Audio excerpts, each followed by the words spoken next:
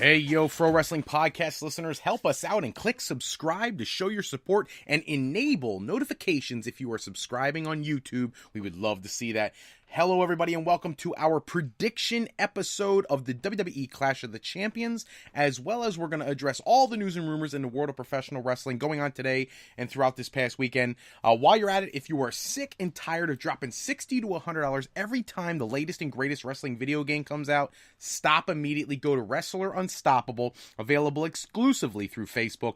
Create your own wrestler, sign contracts, get involved in storylines, headline pay-per-views, even build your own corporation, all included in Wrestler Unstoppable, available now to all Facebook users for free. If you want to become a member of the Pro Wrestling Podcast family and want your name in the shoutouts like our buddy Harold in St. Louis, thank you, Harold. You're always our #1 Patreon. Check out our Patreon page at patreon.com/Pro Wrestling Podcast and sign up today. For the month of December, any $25 contributor will be guaranteed to co-host an episode of Going Live with me, and our $10 a month contributors, you'll be entered into a drawing for one winner to also co-host an episode of Going Live. So, while we're at it, before I forget to say something, the semifinals of the greatest female wrestler of all time tournament that has been going on for the better part of the last month are up and running right now. Our final four are there. Go to ProWrestling.com, click the icon in the middle of the page for voting. The voting for this round will close this coming Wednesday evening, so get your votes in. If you want to shoot questions, comments, concerns, anything like that to the Pro Wrestling Podcast while we're online right now live, if you're going through the Spreaker app, use the chat function. It'll pop right up on my screen. If you want to send it through our talk-to-text service, that is the Pro Wrestling Sound Off line at 267-642-1160. There you can give us your questions. You tell me what you want to hear. It'll pop up on my screen. I can address your concerns immediately while the episode is being recorded. Don't forget, head over to, if you are new to the Pro Wrestling Podcast, go to our homepage at ProWrestling.com where you can preview the topics coming to the Pro Wrestling Podcast. It's a great way you could come up with questions ahead of time. You could shoot us questions when the episodes are coming up, and we can address your concerns. We want to make you guys as much a part of the show as we possibly can. I always like to cater around the things that you guys want to hear about. Let's get into the news, and the last thing we'll do is our predictions. So first off, congratulations go out. Dalton Castle, the new Ring of Honor World Heavyweight Champion, brand new championship belt introduced at Final Battle, defeating Cody Rhodes, who, in honor of his father, came out sporting a whole new look, the bleach blonde, American Dream, Dusty Rhodes look. It was very cool to see that. I was actually kind of surprised after that they gave the title to Dalton Castle. I expect a nice chase for a return match for Cody Rhodes. I think he will at some point bring that championship back.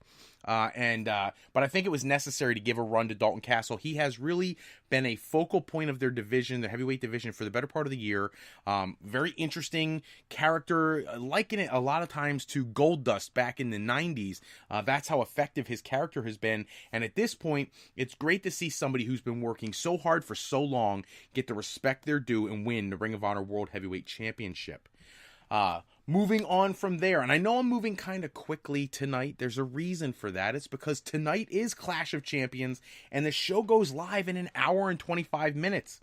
The kickoff show goes live in a half hour, so I need to get these predictions out there. So that being said, I will throw this out in the event that they go into the kickoff show before we wrap the episode. The first match of the night will be Zack Ryder versus Mojo Rawley, a matchup of the former Hype Bros. If I'm giving you guys a prediction, here's the deal. I actually think Zack Ryder is significantly more talented than Mojo Rawley. I think Mojo Rawley is, after all this time that he's been in the WWE, has yet to impress me one showing. He still looks green as a gourd whenever I see him wrestle. So I don't understand the infatuation with pushing this guy, but, WWE seems to know what they're doing, so I'll just trust in their process, and hopefully they know what they're doing, and they're going to promote Mojo Rawley correctly as a big heel. But in this particular match, I would love to see Zack Ryder win. I think he deserves it. He's been there long enough. They take advantage of him, making him a transitional Intercontinental Champion 2 years ago. They do the whole thing, build him up as a tag team. He gets hurt. He comes back. And now he's in this, and it's almost like they're going to cast him off to be a jobber again, and that bothers me. The fans clearly like the guy. I don't know if anybody saw, he teased everybody on Twitter with a picture with himself and talking to his former tag team partner over on Raw, showing which color would you like, and he had the tag team belts from both Raw and SmackDown on his shoulder, implying that he could reform their tag team.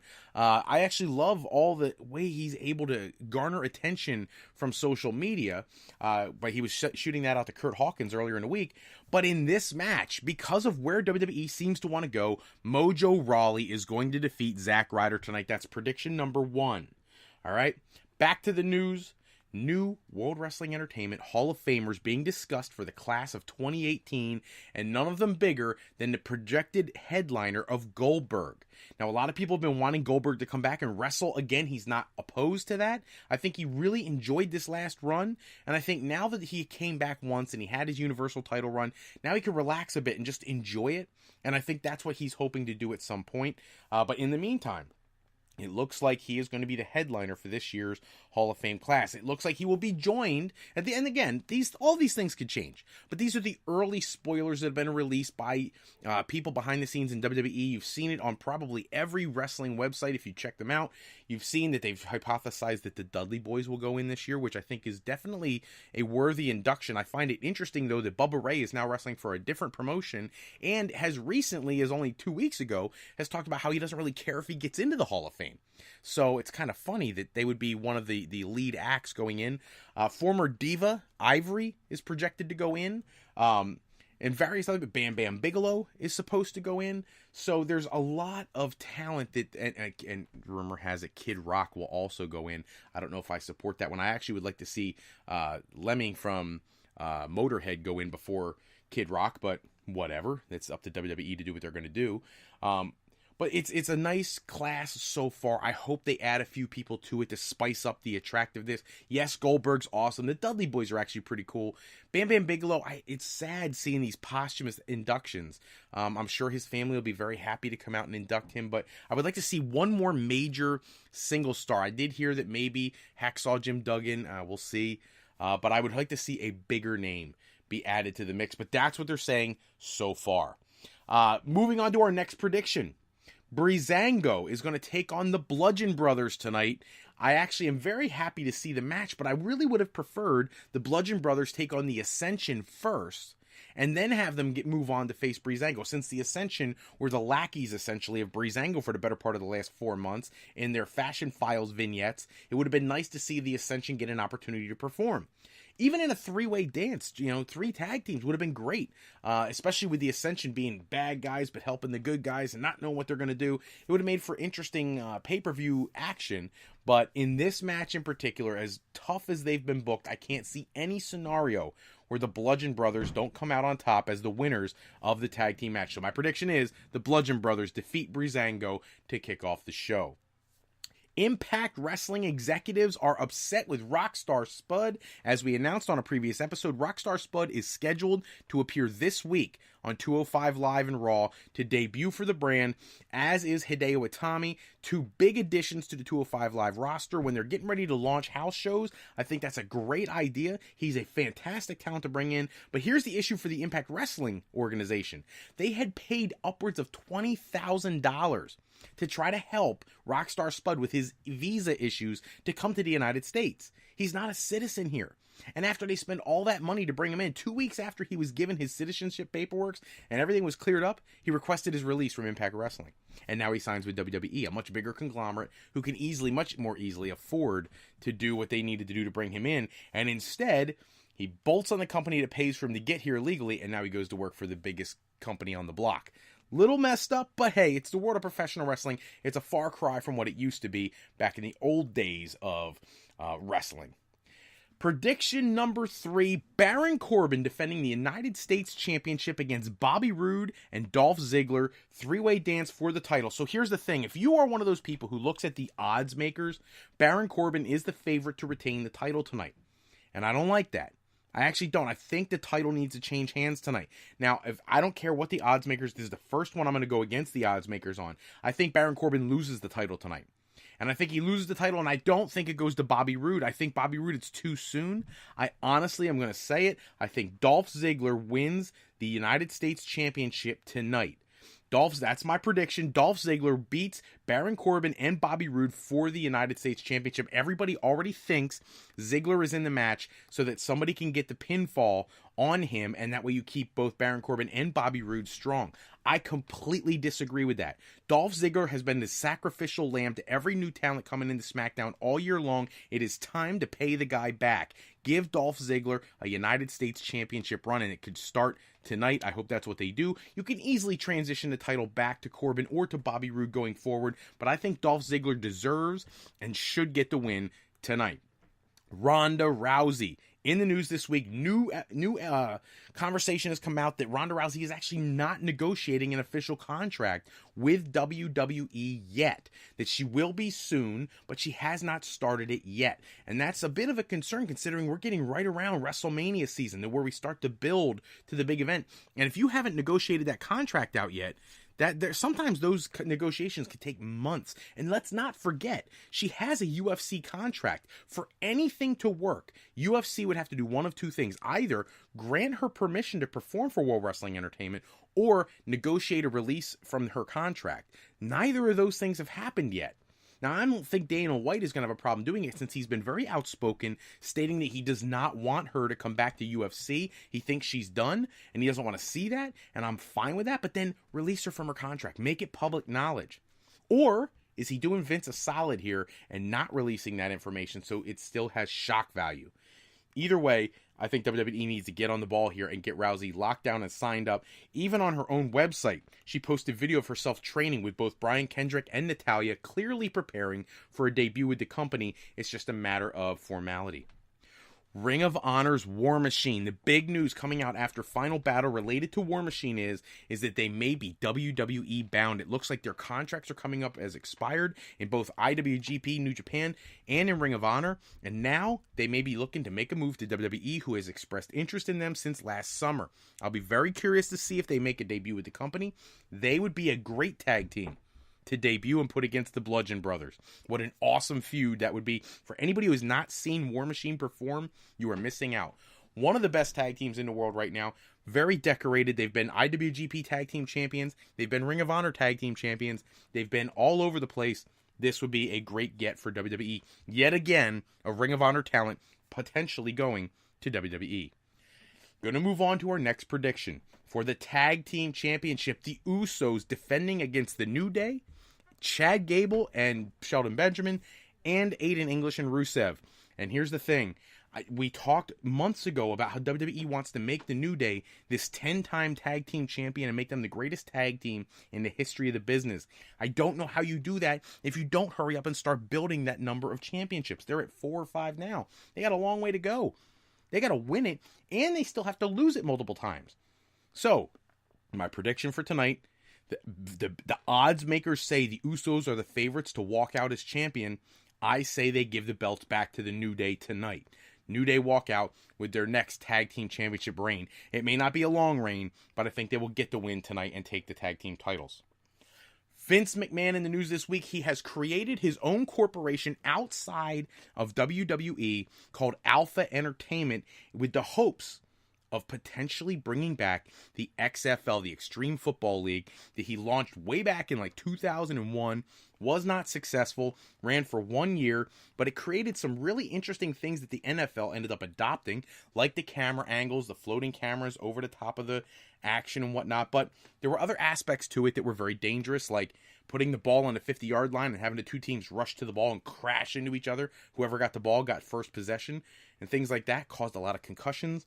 There were issues with not going for extra points and having to play another play, pass, or a run for your extra point and things of that nature. It was very different from the NFL, but Vince has always been a huge football fan, and you knew he wanted to get back into this. That's why he did the XFL originally. I would not be surprised. They've registered for the trademark XFL again, so it is already done deal as far as the name is concerned. Now it's a question of, will they bring the actual brand back? Our next prediction. For the WWE SmackDown Women's Championship, Charlotte takes on Natalya. This one, for me, is a no-brainer. They have to start building Charlotte as an incredibly strong female challenger to Ronda Rousey should a match happen at WrestleMania. Tonight, there is no question. There's no need for a lot of banter. Charlotte retains tonight against Natalya. Not to take anything away from Natalya, she's not as over as Charlotte is with the general populace. So Charlotte is going to get the win tonight. She's going to retain her championship and continue to rack up impressive wins all the way to WrestleMania. My concern here with Charlotte is that there's nobody on the SmackDown women's roster who physically looks like they're a threat to her championship. There would be in Tamina had they built her properly, but she's lost so many times to much smaller women that she's not a legit threat to Charlotte as far as what the fans would view as a threat. Has she been built up as a strong, tough challenger like Nia Jax, maybe that'd be different. So between now and Mania, who do you put Charlotte against? Who is there who really poses a threat? And the answer is nobody. Unless you transition the storyline to Charlotte and Becky Lynch, who's supposed to be back in January, and have them bring somebody into the fold as a team to work against the Riot Squad in the short term, building long term to the Horsewoman versus Horsewoman match, I don't see what else you're going to do with her. Chris Jericho in the news, as he's been so much lately. If you didn't see, first off, we loved it when he threw down the challenge to Kenny Omega. I thought it was classic, beautiful wrestling storyline. Then he showed up at Fukuoka and he attacked Kenny Omega. And then the very next day, Omega gets a little bit of retribution, jumping Chris Jericho at a press conference in Japan. Now Chris Jericho speaking to the media at a New Japan press conference saying that he never said this was a one-time appearance for New Japan. He may be open to future matches. This particular match may be a one-time deal, but he is not necessarily closed to doing more work with New Japan Pro Wrestling. I love that he mentioned that he's done 51 tours in Japan, and this is the first time he's on the cover of the Japanese magazines for attacking Kenny Omega. I actually would love to see him win the match. I'm a huge Jericho fan, and I gotta put this out there. Thank you, Chris Jericho. On a personal note, Jericho responding to me about being able to promote his Rock and Wrestling Rager cruise on my site and in my podcast. If you have not yet, go to ChrisJerichoCruise.com and check out the Rock and Wrestling Rager. It is loaded. The Ring of Honor stars will be there for the Sea of Honor cruise tournament. There'll be other people there. Jim Ross, Jerry the King Lawler, Rey Mysterio, John Morrison, like all these people will be there. It's going to be a loaded card. Definitely check that out, as well as a ton of rock bands. If you are into that kind of music, to check it out. $749 books your stay on the cruise with double occupancy. Go to Chris Jericho Cruise and check that out sooner rather than later. Or if you'd like, go to frowrestling.com, and there is a banner in the middle of the page. Now, thank you, Chris Jericho, personally from me to you, for giving me permission for that. It is on our page. Go there and click on it and check out the accommodations yourself. You can see the whole lineup and who is going to be appearing. It should be awesome.